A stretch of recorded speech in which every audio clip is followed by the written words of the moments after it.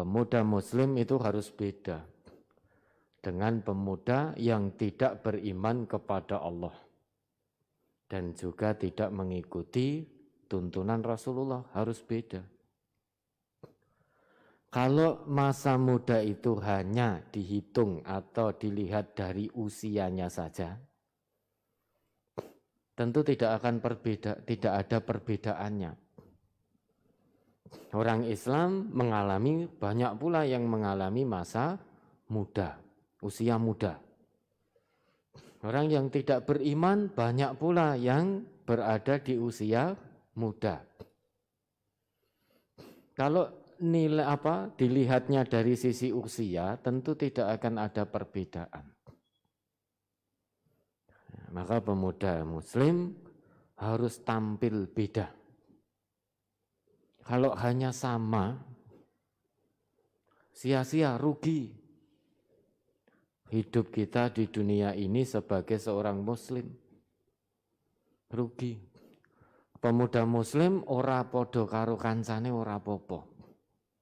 Ya, harus beda, tidak harus sama dengan pemuda-pemuda yang lain. Kalau pemuda yang lain mungkin saat ini sedang hingar-bingar, foya-foya dengan gaya hidup medsosnya, kita tidak perlu sama. Kita manfaatkan medsos untuk dakwah. Kalau pemuda yang tidak beriman lagi asik dengan gaya TikToknya, gaya selfie-nya, kita tidak usah ikut-ikutan. Nggak ada manfaatnya, tentu harus beda.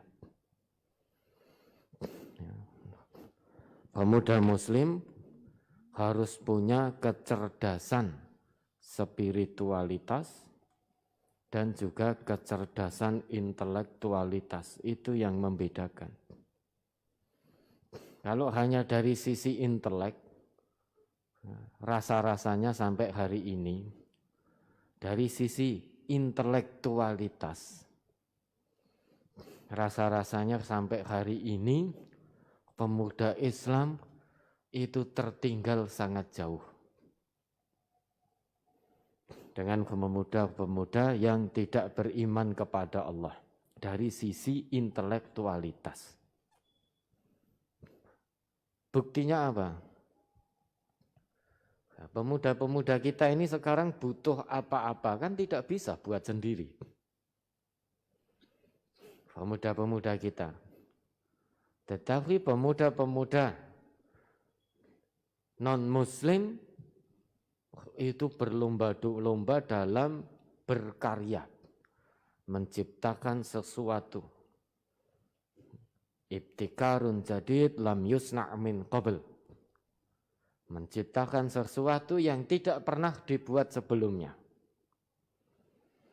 Kalau hanya dari sisi kecerdasan intelektualitas, rasa-rasanya sampai hari ini, pemuda muslim masih tertinggal beberapa langkah. Kita masih menjadi konsumen setia. Belum mampu menjadi produsen. Masih sebatas menjadi konsumen. Padahal untuk bisa menguasai peradaban dunia, sebagaimana generasi muslim di masa awal itu harus punya kecerdasan intelektualitas. Di samping cerdas secara spiritualitas. Ini yang membedakan. Kalau pemuda muslim cerdas intelektualitas diikat dengan takwa, maka dunia aman. Ilmu yang dipunya tidak akan digunakan untuk menimpakan madorot kepada manusia. Kalau hanya modal intelektualitas saja tanpa takwa, maka ilmunya bisa-bisa na'udzubillah digunakan untuk menimpakan madorot kepada manusia. Nah, sekarang ini untuk melemahkan Islam itu sangat mudah. The Cold War, ya, dengan perang dingin. Sebagaimana Letkol Haris katakan tadi. Sekarang tidak perlu dengan senjata. Cukup dengan perang dingin. Rusak generasinya. Dirusak para pemuda-pemudinya. Maka otomatis Islam akan lemah dengan sendirinya.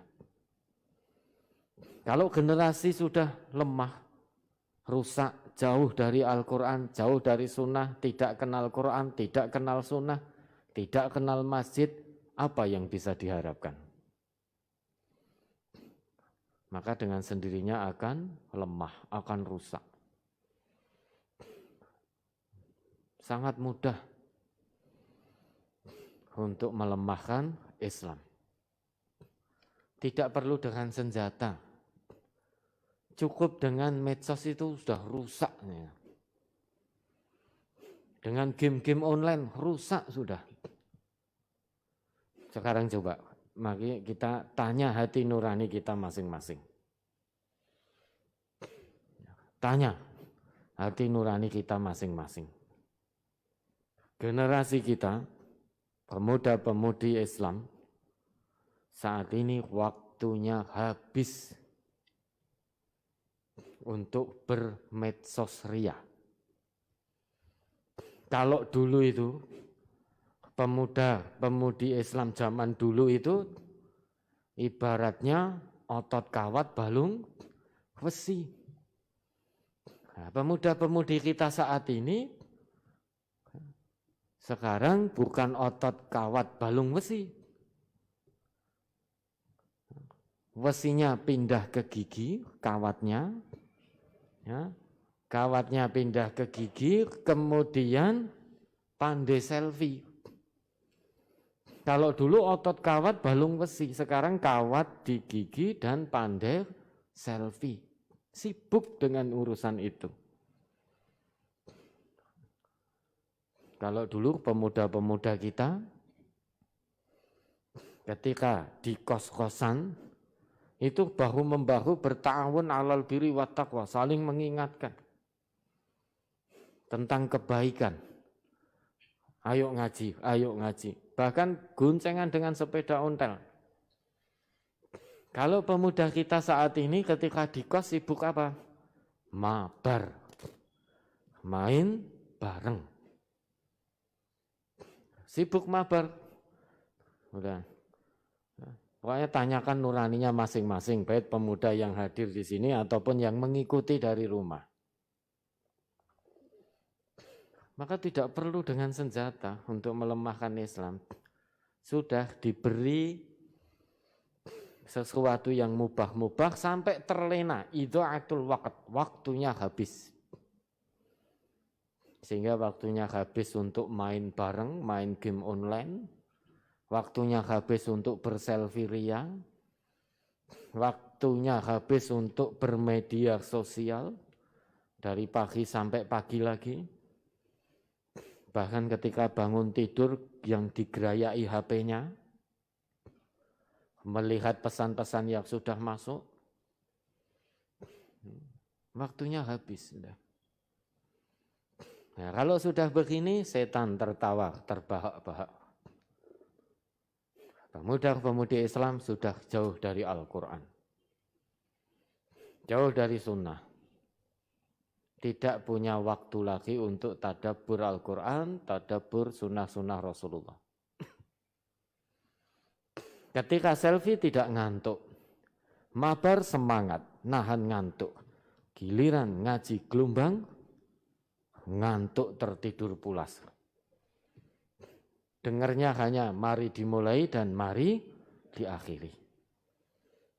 Yang ngisi agak lama sedikit, hatinya sudah gundah gulana. Kok rampung-rampung.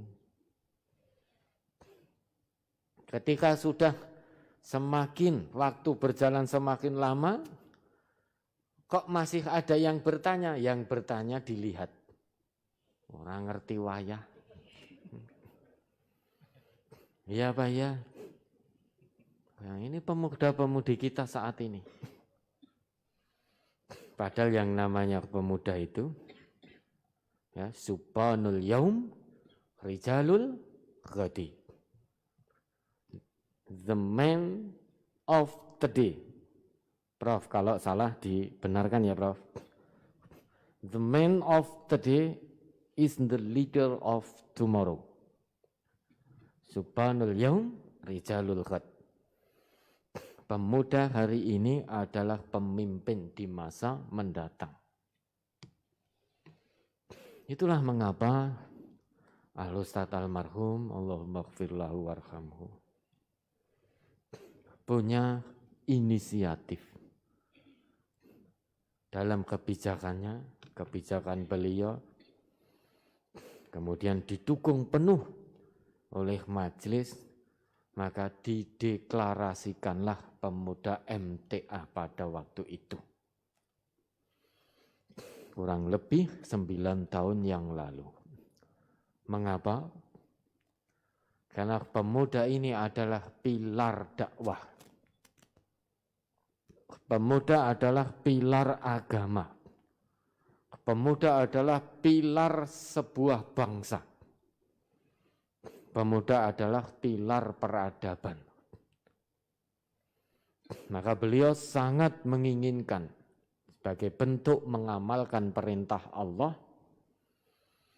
menyiapkan generasi-generasi penerus yang lebih baik daripada generasi saat ini. Mengapa? Karena perintah, ada isyarat kuat, isyarat tegas dalam Al-Quran bahwa orang Islam harus menyiapkan generasi yang lebih baik daripada generasinya. Ini isyarat kuat di dalam Al-Quran.